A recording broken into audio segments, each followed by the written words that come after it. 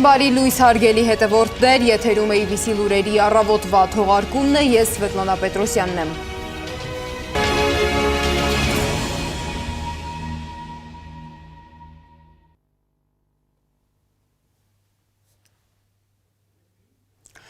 Լարվածությունը տարածաշրջանում շարունակում է աճել։ Իսլամական հեղափոխության պահապանների կորպուսը նոր կադրեր է հրապարակել իր հրթիռներով և անօդաչուներով հարուստ թունելներից։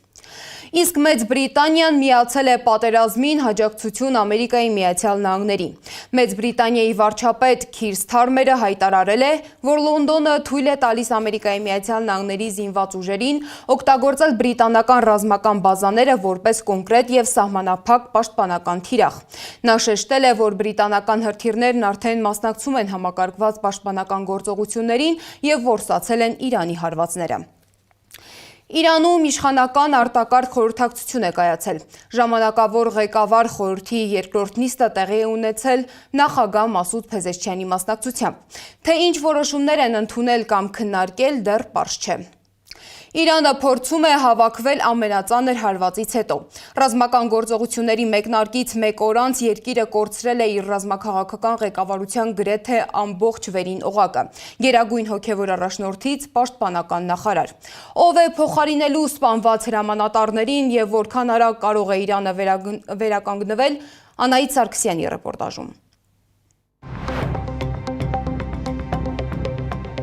Իրանի ռազմաքաղաքական ղեկավարների մեծ մասը սպանված է։ Միացյալ Նահանգներ Իսրայել գործողությունների հիմնական նպատակը Իսլամական Հանրապետությունը գլխատելն էր։ Դա նրանց հաջողվել է։ Բացի գերագույն հոգևոր առաջնորդ Ալի Խամենեից, զոհվել են նաև ազգային անվտանգության բարձրագույն խորհրդի քարտուղար, միջուկային գործի պատասխանատու Ալի Շամխանին, ազգային անվտանգության բարձրագույն խորհրդի գլխավոր քարտուղար Ալի Աքբար Վելայաթին, Իրանի զինված ուժերի գլխավոր հրամանատար Աբդոլռահիմ Մոսավին, բանակի հրամանատար Ամիր Հաթամին և այլք։ Ինչպես է անցումային այս փուլում Իրանն ընտրելու իր առաջնորդներին։ Գլխավոր շտաբի պետը, ԵՀՊԿ գլխավոր հրամանատարը ուղիղ նշանակվում են հոգևոր առաջնորդի կողմից։ Պաշտպանության նախարարին ներկայացնում է նախագահը եւ հաստատում է Իրանի գլխավոր գերագույն հրամանատարը, իսկ պաշտպանության խորհրդի քարտուղարին նույնպես նշանակում է Իրանի հոգևոր առաջնորդը։ Սակայն այստեղ կա մի մեծ բաց։ Երկրի գերագույն հոգևոր առաջնորդը զոհված է։ Իրանի սահմանադրության 111-րդ հոդվածի համաձայն ձևավորվելու է անցումային խորհուրդ, բաղկացած երկրի նախագահից, դատական համակարգի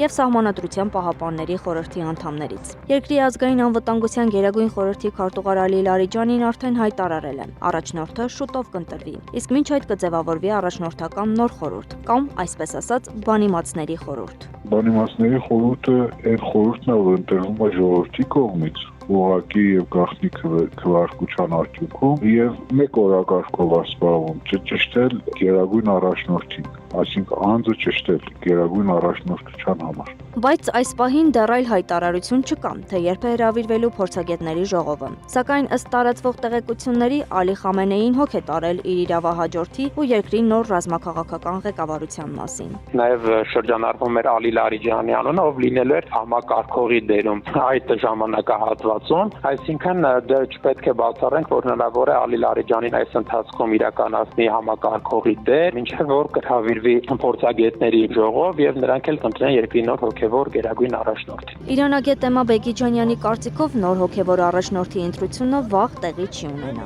Մինչև երկրում խաղաղություն չհաստատվի կամ առնվազն որոշ չափով հրադադար չլինի, դա տեղի չունենա։ Ամեն դեպքում երկրի ռազմաքաղաքական ղեկավարության ընտրությունը կախված է նաև մի քանի սցենարներից, կարծում են իրանագետները։ Օրինակ, երկրի տարբեր հատվածներում զանգվածային բողոքի ակցիաների առաջացումը կամ հոգևոր առաջնորդի բացակայության պայմաններում Իրանում պետական համակարգի փոփոխությունը։ Անահիտ Սարգսյան, Աշոտ Բարբարյան, ABC Media։ Մինչ Թեհրանը փորձում է վերակազմավորվել, Վաշինգտոնը խոսում է բանակցությունների մասին։ Ամերիկայի Միացյալ Նահանգների նախագահ Դոնալդ Թրամփը հայտարարել է, որ Իրանը առաջարկել է վերադառնալ բանակցային սեղան և ինքը համաձայնել է։ Նա հայտնել է, որ բանակցությունները կարող են տեղի ունենալ շուտով, բայց կոնկրետ ժամկետ չի նշել։ Պատասխան Թրամփին Իրանի ազգային անվտանգության բարձրագույն խորհրդի քարտուղար Ալի Լարիջանին հայտարարել է, որ Թեհրանը բանակցություններ չի վարի Ամերիկայի Միացյալ Նահանգների հետ։ Միաժամանակ Ամերիկայի Միացյալ Նահանգների նախագահը չի բացառում, որ պատերազմը կարող է ձգվել մինչև 4 շաբաթ։ Նա կոչ է արել Իսլամական հեղափոխության պահապանների կորպուսին վայր դնել զենքերը։ Ռազմական ամբողջ հրամանատարությունը ցրվել է։ Շատերն արդեն փնտրում են հանձնվելու ուղիներ սեփական կյանքը փրկելու համար։ Նրանք անձեռամխելիության երաշխիքներ են պահանջում։ Ռազմական գործողությունները ընթանում են ամբողջ թափով եւ կշարունակվեն այնքան ժամանակ, մինչեւ մեր բոլոր նպատակներն իրագործվեն։ Իսկ մեր նպատակները չափազանց լուրջ են։ Եվս մեկ անգամ դիմում եմ հեղափոխության պահապաններին, իրանական բանակին ու ոստիկանությանը։ Կամ վայր եք դնում զենքերը եւ ստանում լիակատար անձեռամխելիություն, կամ առերեսվում եք անխուսափելի մահվան հետ։ Դա լինելու է ակնթարթային մահ։ Կոչ եմ անում բոլոր իրանցի հայրենասերներին, որոնք տենչում են ազատություն, բաց չթողնեք այս պահը։ Եղեք խիզախ, արի ու հերոսական եւ հետ վերցրեք ձեր երկիրը։ Ամերիկան ձեր կողքին է։ Ձեզ խոստացել էի եւ կատարում եմ խոստումս։ Մնացածը կախված է ձեզնից։ Պատրաստ ենք սատարել ձեզ։ Իսկ Իրանի արտգործնախարար Աբբաս Արաղչին մերժել է Թրամփի ավելի վաղ արած նախազգուշացումը չպատասխանել Ամերիկայի Միացյալ Նահանգների եւ Իսրայելի հարվածներին։ Արաղչին հայտարարել է, որ Իրանի ինքնապաշտպանությունը սահմաններ չի ճանաչում եւ անհրաժեշտության դեպքում Թեհրանը կգործի առանց սահմանափակումների։ Ոչ ոք չի կարող մեզ ասել, որ դուք իրավունք չունեք պաշտպանվելու։ Մենք պաշտպանում ենք մեզ, ինչ էլ որ լինի, եւ մենք չենք տեսնում որևէ սահմանափակում մեր ժողովրդին պաշտպանելու համար։ Այն, ինչ Միացյալ Նահանգներն անում է, ագրեսիայի ակտ է։ Այն, ինչ մենք անում ենք, ինքնապաշտպանություն է։ Այս երկուսի միջև հսկայական տարբերություն կա։ Նախագահ Մասուդ Փեզեշքյանը ուղերձով դիմել է Իրանի ժողովրդին։ Նա շեշտել է, որ երկրի զինված ուժերը կգործեն ամբողջ ուժով եւ կշարունակեն Ալի Խամենեիի քաղաքական գիծը։ اسرائیل و آمریکای جنایتکار Հեղափոխության գերագույն առաջնորդի մահը, որը նահատակություն է երկար տարիների պայքարից, ջանքերից, զոհաբերությունից, արթնությունից եւ բռնակալի դեմ պատերազմից հետո, թող Աստված հանգստացնի այս մեծ մարդու հոգին եւ նրա հետևորդներին պահի կայուն եւ հպարտ։ Մենք, ինչպես միշտ, հիասթափեցնելու ենք թշնամիներին։ Աղոթեք, որ Աստված մեզ չամաչեցնի մեր երկրի բոլոր սիրելիների առաջ եւ մենք կարողանանք լինել իրավունքի եւ արդարության ուղղուց ճիշտ հետևորդներ։ Մենք հակառակորդին կհասցնենք հուսահատության, ոչնչացնելով նրանց բազաներն ու կարողությունները։ Պետք է միասնական լինենք։ Իսրայելի վարչապետ Բենյամին Նեթանյահուն էլ հայտարարել է, որ իրեն զինված ուժերը ինտենսիվ հարվածում են Թեհրանի սրտին եւ առաջիկա օրերին այդ գործողությունները միայն ավելի կուժեղանան։ Իսրայելի պաշտպանության բանակն էլ իր հերթին հայտնում է նոր հարվածների մասին։ Մենք մասնակցում ենք մի արշավի, որի ընթացքում ամբողջ ուժով կիրառում ենք Իսրայելի պաշտպանության բանակի կարողությունները, որպեսզի ապահովենք մեր գոյությունն ու մեր ապագան։ Միացյալ Նահանգների հետ համատեղ ջանքերը մեզ հնարավորություն են տալիս իրականացնել այն, ինչին ես ձգտել եմ 40 տարի՝ վճռական հարված հասցնել տերորիստական ռեժիմին։ Թեհրանի կենտրոնում գիշերը տեղի ունեցած հրթիռակոծության հետևանքով զոհվել է առնվազն 20 մարդ։ Ամերիկայի Միացյալ Նահանգների եւ Իսրայելի թիրախ է դարձել նաեւ Գանդիի հիվանդանոցը, որտեղ բուժքույրերը անհապաղ տեղափոխել են նորածիններին։ وضعیت بیمارستان گاندیه وضعیت بیمارستان صاف زده بیمارستانو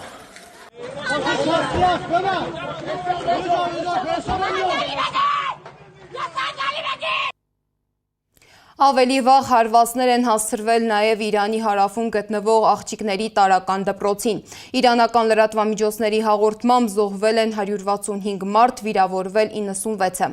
Թեհրանին հասցրված հարվածների ամբողջական պատկերը առանց մեկնաբանության։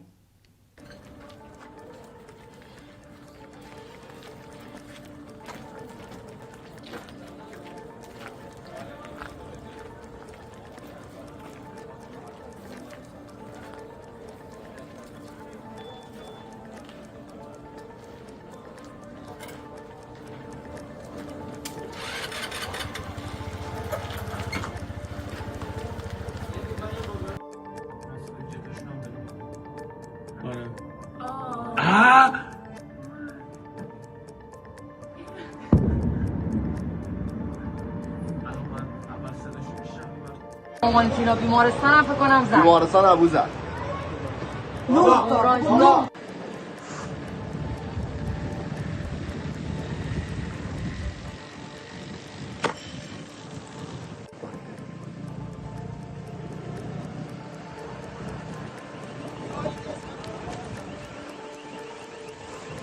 مامانتینا بیمارستان هم فکر کنم زد بیمارستان ابو زد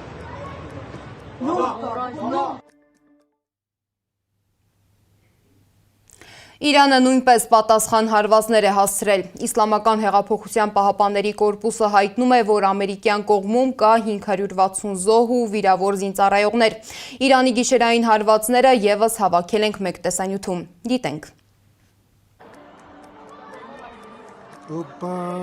շուհադ։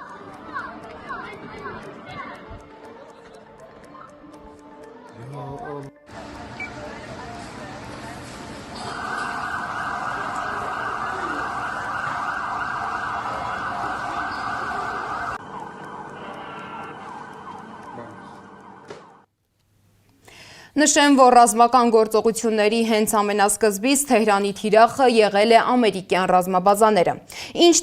թիրախներ է ընտրել Իրանը, Սեդա Գյուրեղյանի ռեպորտաժում։ Մարտի 1-ի լույս առավոտյան Դուբայի զինվորականների ոչնչացրած անօդաչու սարքի բեկորները հրդեհի պատճառ դարձան Ջեբել Ալի նավահանգստում, որը Միացյալ Նահանգների ռազմածովային ուժերի նավերի հաճախակի կանգառ է Պարսից ծոցում։ Իրանը արհեստական կղզիների զբոսաշրջային տեսարժան վայրում հրդեհի բռնկվելուց մեկ օր անց հարվածներ հասցրեց Դուբայի միջազգային օդանավակայանին, ապա Իրանը հայտարարություն տարածեց, որ հուժկու հարված է հասցնելու Միացյալ Նահանգներին, ավելի ուժեղ, քան երբևէ։ Սրան հետևեց Դոնալդ Թրամփի պատասխանը։ Ավելի լավ է չանեք դա, որովհետև այդ դեպքում մենք կհարվածենք այնպիսի ուժով, որ երբեք ոչ ոք չի տեսել։ Ժամեր անց Կատարի վերևում լսվեց պայթյուն։ Կատարի ներքին գործերի նախարարությունը հայտնեց, իրանական հարձակումներից հետո իրենք 16 վիրավոր ունեն։ Հետևեց Իրաքում տեղակայված ամերիկյան ռազմաբազայի վրա հարվածը։ Օմանի Դուք առևտրային նավահանգստին իրանական 2 անօդաչու սարքեր հարվածեցին, որի հետևանքով 1 մարդ վիրավորվեց։ Օմանի ծովային անվտանգության կենտրոնը հայտարարեց, որ Պալաուի դրոշի ներքո նավարկող Skylight նավթատարը թիրախ է դարձել Մուսանդամից մոտ 5 ծովային մղոն հեռավորության վրա։ Նավթատարի 20 հոգանոց անձնակազմը տարհանվեց, նախնական տեղեկություններով 4 մարդ էր վիրավորվել։ Հորդանանի պաշտպանական համակարգերը որսացին մայրաքաղաք Ամմանի, նաև երկրի հյուսիսային շրջանների օդային տարածք մտած հրթիռներ։ Հորդանանում Միացյալ Նահանգների դեսպանատունը վաղ առավոտյան տագնապ հայտարարեց, կոչանելով մարդկանց ապաստան գտնել։ Հետևեց Ցախալի հարվածը Թեհրանի սրտին։ Իսրայելական բանակը հարվածեց ուժային կառույցների ստորաբաժանումներին և Իրանի պետական հեռուստատեսության կենտրոնակայանին։ Տագնապի ձայներ լսվեցին նաև Քուվեյթում, քանի որ Իրանը շարունակում է Պարսից ծոցում իր պատասխան հարձակումները Միացյալ Նահանգների դաշնակիցների դեմ։ Իրանը 2 հրթիռ արձակեց Կիպրոսի ուղղությամբ, որտեղ տեղակայված են բրիտանական բազաներ, հայտարարեց Մեծ Բրիտանիայի պաշտպանության նախարարը։ Օրվա երկրորդ կեսին Պալաուի դրոշի ներքո նավարկող նավթատարը խորտակվեց Հորմուզի նեղուցում իրանական հարձակումից հետո։ Իրանական կողմը հաղորդում էր, նավթատարը չի արձագանքել նախազգուշացումներին։ Երուսաղեմում իրանական հրթիռ ընկավ, իսկ Աբու Դաբիի Զայեդ նավահանգիստը իրանական հարվածից հետո այս տեսքն ուներ։ Իրանական լրատվամիջոցները հաղորդեցին Իսրայելի Բեյթ Շեմեշ քաղաքին հարվածելու մասին։ Բնակավայրի հրթիռակոծության հետևանքով զոհվեց 6 մարդ, տուժեց 20-ը։ اسرائیل و آمریکای جنایتکار Մենք հակառակորդին կհասցնենք հուսահատության, ոչնչացնելով նրանց բազաներն ու կարողությունները։ Պետք է միասնական լինենք։ Իսլամական հեղափոխության պահապանների կորպուսը հայտնեց Միացյալ Նահանգների ռազմածովային ուժերի Աբրահամ Լինկոլն ավիակրի վրա ԱԹՍ-ներով հարձակվելու մասին։ Երեկոյան 7-ին մոտ իրանցիները հարվածեցին Աբու Դաբիում տեղակայված ֆրանսիական ռազմաբազային։ Իրանական բանակը անօդաչու թռչող սարքերով հարվածեց Քուվեյթում տեղակայված ամերիկյան ռազմաբազային։ Այսօր լրատվամիջոցների փոխանցմամբ ամերիկացի 3 զինվոր է զոհվել Իրանի դեմ գործողության ընթացքում։ Ռազմական գործողությունները դեռ շարունակվում են։ Սեդա Գյուրեղյան, Գեղամ Ղազարյան, ABC Media։ Իրանական հրթիռ է ընկել նաև Երուսաղեմում, կան տուժածներ, քաղաքում փորձում են արագ տարհանել վիրավորներին։ يا الله يا الله قدامي بالظبط هذا مات هذول ماتوا بالسيارة الخير نزل ببيجن وانا مروح على الصاروخ Միաժամանակ Բեյրութում բազմաթիվ բնակիչներ լքում են քաղաքը։ Ուժգին պայթյուն է որոտացել Դուբայում, սոցցանցերում մարդիկ Դուբայի խանութներից տեղադրել են տեսանյութեր, որտեղ դատարկ դարակներ են անմիջապես նկատելի։ Մի օգտատեր նույնիսկ գրել է՝ ես երբեք այսքան դատարկ դարակներ չեմ տեսել։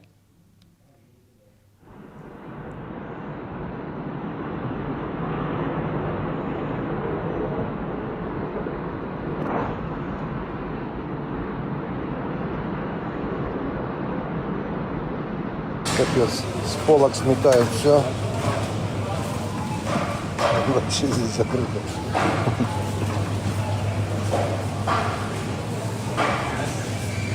За мясом.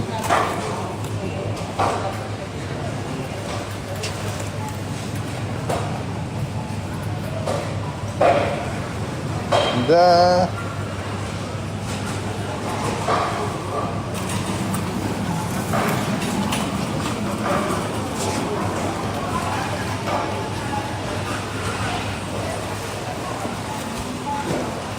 Таких пустых полок я еще здесь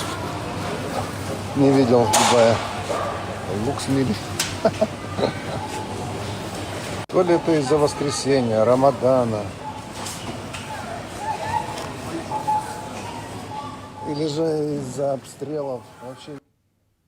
Այս լարված վիճակի ֆոնին Արաբական Միացյալ Էմիրությունները փակել են Թեհրանում իր դեսպանատունը եւ հետ կանչել դեսպանին։ Իսկ հաշվի առնելով ստեղծված վիճակը եւ չեղյալ հայտարարված բազմաթիվ թռիչքներ, Աբու Դաբիի մշակույթի եւ զբոսաշրջության տնօրենությունը հայտարարել է, որ պատրաստ են վճարել Աբու Դաբիում գտնվող բոլոր զբոսաշրջիկների հարկադիր մնալու ծախսերը։ Հյուրանոցները կապահովեն անվճար կեցություն եւ սնունդ։ Իսկ Հայաստանի արտաքին գերատեսչությունն էլ դիմել է չեղյալ հայտարարված թռիչքների պատճառով Արաբական Միացյալ Էմիրություններում գտնվող Հայաստանի քաղաքացիներին։ Այն քաղաքացիները, որոնք կցանկանան կամավոր Օմանի տարածքով գալ Հայաստան, կարող են լրացնել արտաքին գործերի նախարարության կայքում ներկայացված հայտը։ Գերատեսչությունը նաև հայտնել է, որ Մերձավոր Արևելքի երկրներում զոհերի շրջանում Հայաստանի քաղաքացիներ չկան։ Փորձագետների կարծիքով Հայաստանի հարավային սահմանին կատարվող իրադարձությունները կարող են վերածվել լուրջ մարտահրավերների։ Իրանը ոչ միայն հարևան է, այլև տնտեսական եւ էներգետիկ կարևոր գործընկեր։ Ինչ ռիսկեր կան Հայաստանի համար, Սեդակ Յուրեղյանն է ներկայացնում։ Իրանը Հայաստանի ռազմավարական գործընկերներից մեկն է եւ փաստացի երկրի միակ դարպասը դեպի հարավ։ Հայաստանի տարածքով է անցնում Իրանը հյուսիսին կապող կարևոր տնտեսական երթուղին՝ հյուսիս-հարավը։ Թեև Հայաստան-Իրան տնտեսական հարաբերությունները Հայաստանի տնտեսության հիմնական մասնաբաժինը չեն կազմում, այդուհանդերձ երկու երկրները փոխկապակցված են էներգետիկ ենթակառուցվածքներով։ Էլեկտրաէներգիան դա միակ ապրանքն է, որը երբ որ արտադրվեց պետք է սպառվի, եւ այս տեսանկյունից այն ավելցուկային էլեկտրաէներգիան, որը Հայաստանում արտադրվում է, այս պահին այսպես ասած սպառում չի գտնում, մենք արտահանում ենք դեպի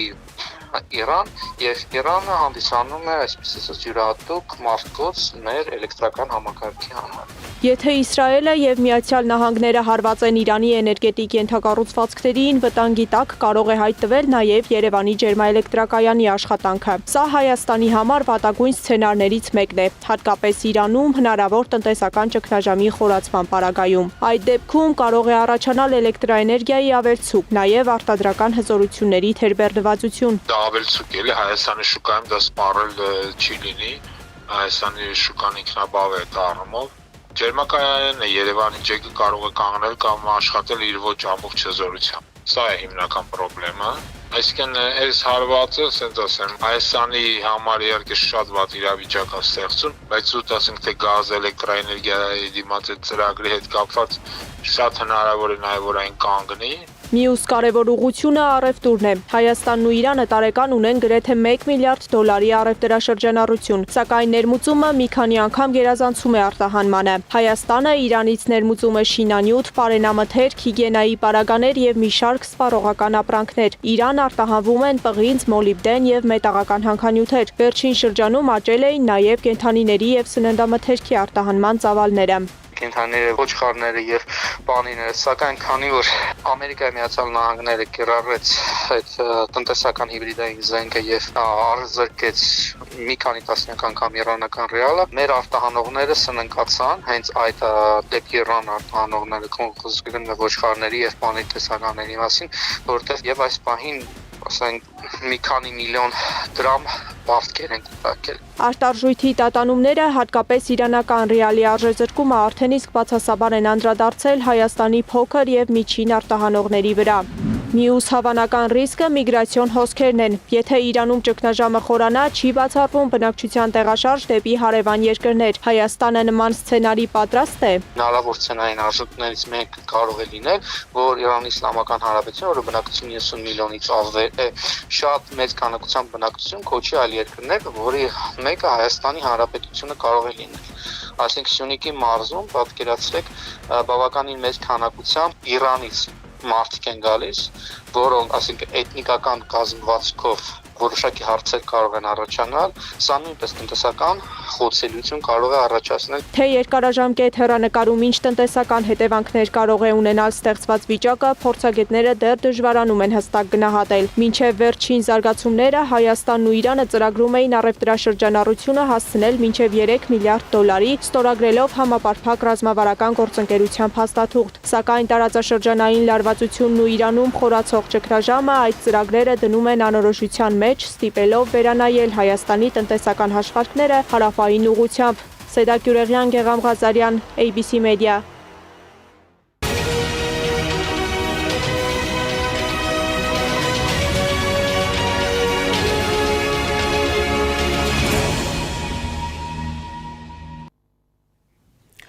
Տեղական լրահոսից 3 մեծ պահքի երրորդ կիրակին էր, որը կոչվում է անառակի կիրակի, ըստ Ղուկասի ավետարանում հիշատակվող անառակ որդու մասին պատմող առակի։ Մայր տաճարում վեհափառ հայրապետի հանդիսապետությամբ պատարագ է մատուցվել։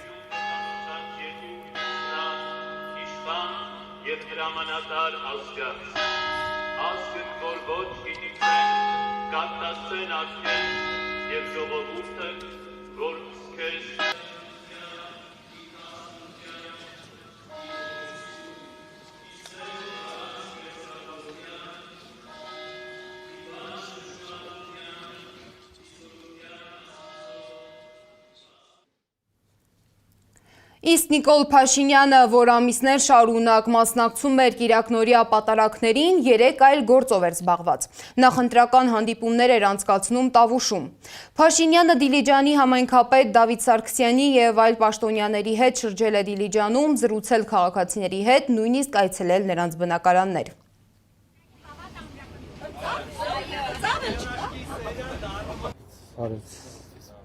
Սենց, հա, սենց։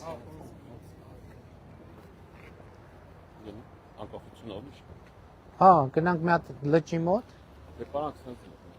Ոնց։ Հա, ամֆիթատրոն։ Հա, մի հատ մոտենանք բարև է։ Խախտումով, բայց ոչինչ։ Բարև, բարև։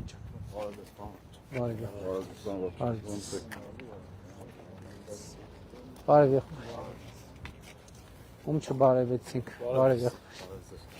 Բարև։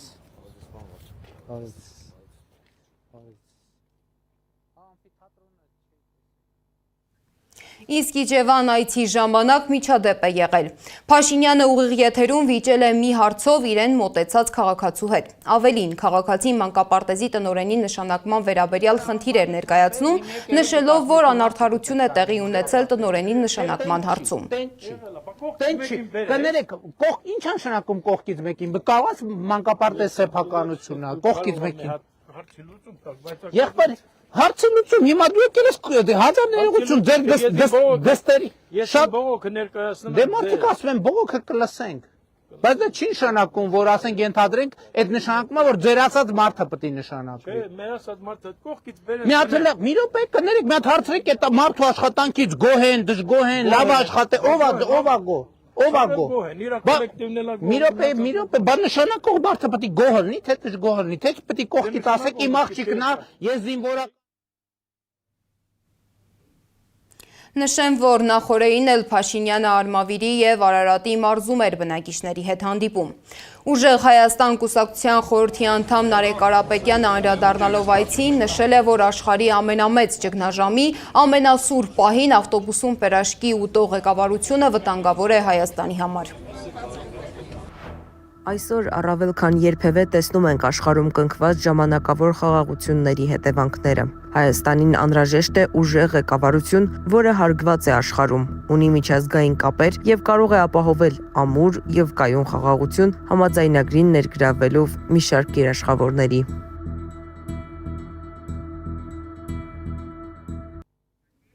Եվ վերջում եղանակի մասին։ Սպասվում են տեղումներ։ Լեռնային եւ նախալեռնային շրջաներում ձյան, հովտային շրջաներում ձնախառն անձրևի եւ անձրևի տեսքով։ Այսօր մայրաքաղաքում ջերմաստիճանը ցերեկը կլինի 4-ից 6, երեկոյան -1-ից 1 աստիճան։ Այժմի համար նախատեսել ենք այսքանը, շարունակեք հետևել մեզ YouTube-ում, Facebook-ում, Telegram-ում, WhatsApp-ում, Instagram-ում ու TikTok-ում կամ այցելեք մեզ մեր պաշտոնական կայք 3w.abc.media.am։ ABC լուրերի հաջորդ թողարկումը եթերում կլինի ժամը 12-ին։ Կհանդիպենք։